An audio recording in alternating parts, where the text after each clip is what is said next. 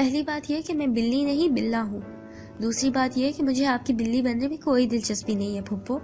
جتنی ظالم آپ ہیں نا، میں بغیر کسی مالک کے ہی ٹھیک ہوں. کتنی باتیں آ گئی ہیں تمہیں. ظاہر ہے کتابیں پڑھنے والوں کو باتیں کرنا نہیں آئیں گی تو پھر کس سے آئیں گی؟ ویسے کون سی کتاب پڑھ رہی ہیں آپ آج کل؟ اس نے ایک ہی سانس میں اس سے سوال کیا تو نازنین کی نگاہ یوں ہی ساتھ رکھی ٹیبل پر دھری کتاب پر پھسلی. سر فرانسس کافکا کی کتاب پڑھ رہی ہوں، میٹامورفوسس. وجدان نے چہرہ ذرا آگے نکال کر اس کتاب کو دیکھا تھا، پھر حیران سی آنکھیں نازنین کی جانب پھیری. جہاں تک مجھے یاد ہے آپ کو بایولوجی میں کبھی اتنا انٹرسٹ نہیں تھا کہ آپ اس کے متعلق کتاب پڑھنے بیٹھ جائیں. نازنین نے گہرا سانس بھر کر چہرہ اس کی جانب پھیرا تھا. یہ بایولوجیکل سے زیادہ سائیکالوجیکل ہے وجدان انصاری. اوہ، وجدی کے منہ سے بس یہی نکلا تھا. پھر اس نے ہاتھ آگے بڑھا کر کتاب اچکی اور یوں ہی ورق گردانی کرنے لگا. کیا مجھے پڑھنی چاہیے یہ کتاب؟ اس نے کتاب کو الٹ پلٹ کر دیکھتے ہوئے استفسار کیا تو نازنین نے کتاب اس کے ہاتھ سے لی. ہمیں ہر کتاب پڑھنی چاہیے وجی، تبھی ہم اس بات کا ادراک کر سکتے ہیں کہ کون سی کتاب کتنی گہرائی لیے ہوئے تھی اور کس کتاب میں محض ہوائی باتیں کی گئی تھی. تم کتابوں کے معاملے میں کسی کی بھی رائے کا اعتبار مت کیا کرو. انسانی ذات کے بہت سے پوشیدہ خانے ہوتے ہیں. ہر خانے میں الگ طرح کی سیاہ و سفید جنگ چھڑی ہوئی ہوتی ہے. کسی کو ایک کتاب سے کچھ مل جاتا ہے تو کسی کو کہیں اور سے. مجھے جو اس کتاب سے مل رہا ہے وہ شاید تمہیں نہ ملے، کیونکہ تم ابھی اتنا لینے کی قابلیت نہیں رکھتے. لیکن پھر بھی تم اس سے کچھ نہ کچھ تو لے ہی سکتے ہو، اور جو تم لے سکتے ہو وہ تمہیں لینا چاہیے. اس کی زبان میں کہیں بھی لچک نہیں تھی، نہ وہ جملے ادا کرتے ہوئے لڑکھڑاتی تھی، بلکہ اس کے جملے بہت صفائی سے ایک ہی ربط میں ادا ہوا کرتے تھے، نرمی اور سنجیدگی کا تاثر لیے. ٹھیک ہے پھر ڈن. ڈپٹی نذیر احمد کی توبۃ النصوح کے بعد میں یہ والی کتاب پڑھوں گا. اور نازنین یکدم ہی ہنس پڑی تھی. تم نے ابھی تک وہ کتاب مکمل نہیں کی وجی؟ ویسے تو ایک رات میں تم سارے الفاظ کھا جاتے ہو. وجدان کے چہرے پر کربناک سے تاثرات ابھرے تھے. پھر اس نے برا سا منہ بنا کر نازنین کی جانب دیکھا. مشکل ہے وہ کتاب، اور ذرا خشک بھی. میں کوشش کر رہا ہوں اسے پڑھنے کی. آپ ہنسے مت. لیکن وہ سر نفی میں ہلاتی ہنستی جا رہی تھی. اسے وجدان کے بگڑے تاثرات بہت مزہ دیا کرتے تھے. اکثر وہ اسے جان بوجھ کر مشکل کتابوں کے پیشے لفظ پڑھایا کرتی تھی، تاکہ بس یہ بچوں جیسے برے سے تاثرات سے حز اٹھا سکے. ہنستی رہا کریں پھپھو، اچھی لگتی ہیں آپ ہنستے ہوئے. اس نے آسودگی سے اسے ہنستے ہوئے دیکھا تو ہولے سے کہا. وہ اب کے لب دبائے مسکراہٹ روکے اسے دیکھ رہی تھی. اچھا اب جاؤ، مجھے نماز پڑھنی ہے مغرب کی. اور ہاں، وہ جو اٹھ رہا تھا واپس بیٹھ گیا. کل کالج جا رہے ہو تم، اور آئندہ بارش میں نہیں نہانا. تبدیل ہوتے موسم کی بارش صحت کے لیے اچھی نہیں ہوتی. کل ہم ساتھ نکلیں گے صبح، رائٹ؟ آخر میں ایک ابرو اٹھا کر اس کے جواب کے لیے لمحے بھر کا توقف کیا تو وجدان نے جلدی سے اس بات میں سر ہلایا اور اٹھ کر کمرے سے باہر کی جانب بڑھ گیا. دروازہ بند ہوتے ہی نازنین کے چہرے پر پھیلی مسکراہٹ اگلے ہی لمحے انقطاع ہوئی تھی. اس کی خشک آنکھوں میں بہت باریک سی نمی چمکی. دل تکلیف سے دکھنے لگا تھا. وہ اٹھ کھڑی ہوئی، رخ دروازے کی جانب پھیرا، لیکن پھر ٹھہر بھی گئی. ایک نگاہ پلٹ کر اس کتاب پر ڈالی. وہ اد کھلی تھی اور اس کے صفحات کمرے میں چلتے پنکھے کی ہوا کے باعث پھڑپھڑا رہے تھے. اس نے اگلے ہی لمحے سر جھٹکا اور وضو بنانے کچے صحن میں لگے بیسن کی جانب بڑھ گئی. رات کے اس پہر شہر کی دکانوں کی رونق میں کوئی فرق وارد نہیں ہوا تھا. ہر جانب گہما گہمی اور انسانوں کی آمد و رفت اس بات پر شاہد تھی کہ یہ شہر والوں کے جاگنے اور کام کرنے کے وقت کا ایک اہم حصہ تھا. اسی مصروف شام میں ایک جانب سڑک کنارے ہر دکان کا شٹر اونچا تھا اور دور سے دیکھنے پر وہ علاقہ کوئی بہت مصروف سی شاہراہ کا منظر پیش کیا کرتا تھا. اسی شاہراہ کی سیدھ میں قطار در قطار دکانیں تھیں جن میں روشن بتیاں جاگے ہوئے اور زندہ دل لوگوں کی جانب اشارہ کیا کرتی تھی. دکانوں کی قطار سے کچھ ذرا آگے صاف ستھرے سے ریسٹورینٹس کی قطار شروع ہوا کرتی تھی. نت نئے پکوان اور گلاس ڈور سے جگمگ کرتے شفاف سرائے عوام کی دلچسپی کا خاص مرکز تھے. اسی شاہراہ کے آخری سرے پہ ایک کلینک واقع تھا، سارنگ کلینک. وہ ایک ویٹرینیرین کلینک تھا، عام زبانوں میں جسے جانور کا اسپتال کہا جاتا ہے. اس کے صاف ستھرے شیشوں سے ذرا ٹکا کر آپ لوگ اندر کی جانب دیکھو تو آپ کو دکھائی دے کہ اسی شیشے کی دیوار کے ساتھ بہت سے کانچ کے چھوٹے چھوٹے بلاکس تھے۔ ان بلاکس میں بہت سے زخمی جانور رکھے ہوئے تھے۔ زخمی کتوں اور بلیوں کو بخوبی یوں سر ٹکا کر دیکھا جا سکتا تھا۔ اس چھوٹے سے اسپتال کا دروازہ دھکیل کر اگر اندر قدم رکھا جائے تو اندازہ ہوتا تھا کہ وہ کس قدر صاف ستھرا اور ہلکے رنگوں سے سجایا گیا کلینک تھا۔ شیشے کے دروازے کے عین سامنے لکڑی کا صاف ستھرا سا ڈیسک تھا جس پر بیشتر فائلز رکھی تھی۔ ایک جانب لیپ ٹاپ بھی کھلا رکھا تھا اور اسی ڈیسک کے پیچھے ایک انتہائی وجیح صورت انسان براجمان محو ہو کر کام کرنے میں مصروف تھا۔ اس کے پیچھے کھڑی دیوار مٹیالے رنگ کی تھی۔ جا بجا چھوٹی بڑی پینٹنگ سے سجی دیوار بلا شبہ زندگی کا پتہ دیتی تھی۔ یکا یک دروازے کے اوپر لگی گھنٹی بجی جو کہ اکثر کسی کے دروازہ کھولنے پر بجا کرتی تھی۔ سارنگ نے مصروف سی سبز آنکھیں اٹھا کر آنے والے کی جانب دیکھا تو اس کا چہرہ واضح ہوا۔ وہ وجیح صورت تھا، بال پیچھے کی جانب جمائے، صاف ستھرا سا۔ اس کا شخصی تاثر ایک صاف ستھرے رحم دل سے انسان کا پڑا کرتا تھا۔ حرم اریبی کہاں ملے گا؟ آنے والے کی آواز خاصی بھاری تھی اور جسم کسرتی لگتا تھا، بھاری بھرکم اور طاقتور سا۔ یہ جانوروں کا کلینک ہے، یہاں آپ انسانوں کی بابت کیا پوچھنے آئے ہیں محترم؟ اس نے اسی سکون کے ساتھ کہا تھا، بنا اپنے لیپ ٹاپ کی اسکرین سے نگاہیں ہٹائے۔ آگے والا اس کے عین سامنے جھکا، غراتی ہوئی آواز میں اسے اپنی جانب متوجہ کیا۔ میں مذاق نہیں کر رہا ہوں سارنگ، مجھے وہ آدمی ابھی کے ابھی چاہیے۔ سارنگ نے حفظ سانس لے کر نتنے پھلاتے ہوئے اسے دیکھا تھا۔ آنکھوں میں ایسا تاثر تھا جیسے کہہ رہا ہے دفع ہو جاؤ، لیکن کہا تو صرف اتنا ہی، میرے یہاں صرف جانور ملتے ہیں جناب، ان جانوروں کے درمیان میں بیٹھا انسان دکھائی دے رہا ہوں آپ کو، کافی نہیں ہے؟ اور یہاں کیا میں نے دکان کھول رکھی ہے کہ کسی بھی دراز سے آپ کو حرم اور جو کوئی بھی ہے نکال کر دے دوں؟ لیکن اس کی چلتی زبان اگلے ہی پل ٹھہر گئی تھی۔ سامنے والے نے چمکتا ریوالور اس کی آنکھوں کے سامنے لہرایا اور اگلے ہی پل اس کی پیشانی پر نشانے کی صورت رکھا، لیکن اگلے کسی بھی عمل کی نوبت نہیں آئی۔ ایک کلک کی آواز آئی اور سارنگ کے سر پر جھولتا بلب دھماکے کی صورت ٹوٹ کر نیچے گرا۔ کلینک کی ساری بتیاں اگلے ہی پل گل ہو گئی تھیں۔ کسرتی جسم والا بندہ گھوما تو اندھیرے میں کہیں سے پستول کا دستہ اس کی کپٹی پر زور سے آ لگا۔ اگلے ہی لمحے اسے زوردار لات پڑی تو وہ اڑتا ہوا دوسری جانب ٹیبل پر جا گرا۔ اس سے پہلے کہ وہ اٹھ کر مارنے والے کی نشاندہی کرتا، کسی نے انتہائی خاموشی سے اس کی پیشانی پر پستول کی ٹھنڈی نال رکھ دی۔ کون ہو تم؟ کس نے بھیجا ہے؟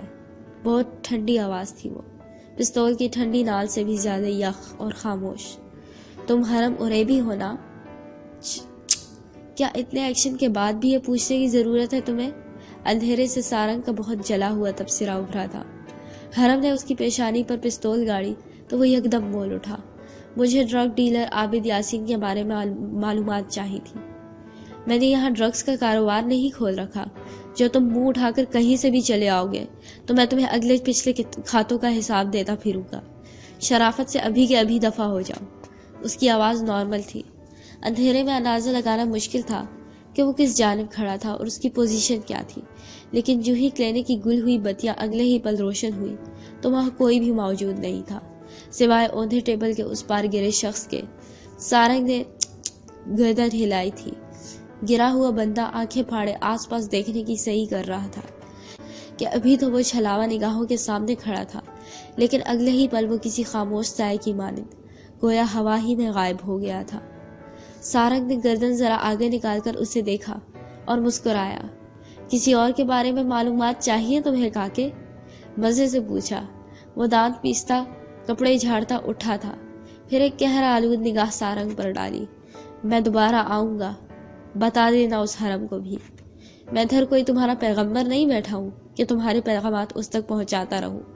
اگر اس سے بات کرنی ہے تو خود کرو، اور اگر اس سے بات نہیں کر سکتے تو کبھی یہاں پلٹ کر بھی مت دیکھنا۔ دیکھ لوں گا میں تمہیں بھی اور اسے بھی۔ ہاں ہاں چل۔ سارنگ نے بہت بیزار ہو کر اسے ہاتھ سے باہر نکلنے کا اشارہ کیا تھا۔ وہ اگلے ہی پل ایک آخری کڑوی نگاہ اس پر ڈال کر باہر کی جانب بڑھ گیا۔ اس نے گہرا سانس بھر کر ایک نگاہ اس سارے پھیلاوے پر ڈالی اور پھر اگلے ہی پل آگے بڑھ آیا۔ کلینک کے اندرونی حصے میں بنی آدھی دیوار کے پار ایک دروازہ تھا۔ اس نے اسے دھکیلا اور پھر چھوٹی سی اندھیر راہداری پار کر کے بڑے سے ہال نما کمرے میں داخل ہو گیا۔ اس کمرے میں جا بجا چھوٹی بڑی سکرینز نصب تھی. ہر سکرین پر CCTV فوٹیج کی لائیو کوریج دکھائی دے رہی تھی. انہیں جگمگاتی سکرینز کے سامنے وہ بیٹھا تھا، چہرہ جھکائے، دراز سے کچھ نکالتا ہوا. ٹیبل پر ایک جانب اس کا چمکتا پستول بھی رکھا ہوا تھا. سارنگ کچھ آگے بڑھ آیا تو اس کا چہرہ واضح ہوا. وہ کم عمر تھا، 25 سال کا جوان. معصومیت اس کے تاثرات کا خاصہ تھی. بھوری آنکھیں بہت سنجیدگی سے ایک فائل کی ورق گردانی کر رہی تھی. وجیح صورت اور ممتاز سے نقوش ہر ایک کو اپنا گرویدہ کرنے کا سا ہنر رکھتے تھے. سارنگ نے اس کے برابر رک کر ٹیبل بجایا، تب بھی اس نے جھکی گردن نہیں اٹھائی تھی. کیا کرتے پھر رہے ہو آج کل؟ تمہارا جاننا ضروری نہیں، جانو گے تو مصیبت میں پڑ جاؤ گے، اس لیے بے خبر ہی رہو. اس نے فائل کی ایک جانب دھری اور چند پیپرز اس میں سے نکال کر ایک ایک کر کے پڑھنے لگا. چپ. سارنگ نے ناک سے مکھی اڑائی تھی، جیسے اس کی تسلی کے لیے یہ جواب کافی نہیں تھا. اپنوں کے درمیان رہ کر کیسا لگ رہا ہے ویسے؟ کیا کوئی تبدیلی محسوس ہوئی تمہیں خود کے احساسات میں؟ سارنگ کے اس سوال میں اب کے واضح دلچسپی ہلکورے لے رہی تھی. حرم نے اب بھی چہرہ نہیں اٹھایا تھا، یوں ہی نچلا لب دانتوں تلے دبا کر پڑھتا رہا. کوئی فرق نہیں، سب ویسا ہی ہے، بلکہ اپنوں کے درمیان رہ کر مجھے جتنا اجنبی محسوس ہو رہا ہے پہلے ایسا کبھی محسوس نہیں ہوا. آخر میں اس نے استحضاء سر بھی جھٹکا تو سارنگ مزمزہ ہوا. کتنے عرصے ہم ترستے رہے فیملی کے لیے، اور اب تمہیں قدرت نے ایک تحفے میں دے دی ہے تو تم ناشکری سے باز نہیں آ رہے ہوں. اکیلے زندہ رہنا انسان کو بہت بے حس کر دیتا ہے. وہ بچے جو اپنے والدین پر ایک لمبے عرصے کے لیے انحصار کرتے ہیں اور ہر ضرورت کے وقت ان کی جانب دیکھتے ہیں، وہ ہم جیسوں سے بہت مختلف ہوتے ہیں. ہمیں اپنا ہر کام کرنے کی خود عادت ہوتی ہے. اور جانتے ہو سب سے جان لیوا بات اس سارے عرصے میں کیا ہوتی ہے؟ اس نے ایک فائل اٹھا کر سامنے ٹیبل پر دھری اور پھر اگلی فائل کے صفحات الٹنے لگا. وہ مصروف سا بولتا جا رہا تھا. یہ کہ ہم چاہ کر بھی کسی پر بھروسہ نہیں کر پاتے، چاہے تب بھی نہیں. مزے کی بات بتاؤں، میں اپنے باپ کو اب بھی شک کی نگاہ سے دیکھتا ہوں، اتنے عرصے کے بعد بھی. سارنگ نے اس کی بات کے اختتام پر ایک گہرا سانس بھرا تھا، پھر سر نفی میں ہلایا. اس لڑکے کا کچھ نہیں ہو سکتا تھا. ایک نارمل زندگی کی جانب قدم بڑھاؤ حرم، اور شادی کر لو. نارمل زندگی تو خواب ہی رہ گئی ہے. تم شادی کر لو، خود ہی سیٹل ہو جاؤ گے آہستہ آہستہ. جو کچھ ہوا تھا وہ اب پیچھے رہ گیا ہے. کوئی بھی ہماری گھات میں نہیں بیٹھا ہوا، سب ختم ہو چکا ہے. جب ہمیں لگتا ہے کہ کہانی ختم ہو چکی ہے، ٹھیک وہیں سے اکثر کہانی کا آغاز ہو رہا ہوتا ہے. سارنگ، وہ اب کے ڈاکٹر صاحب چونکے تھے.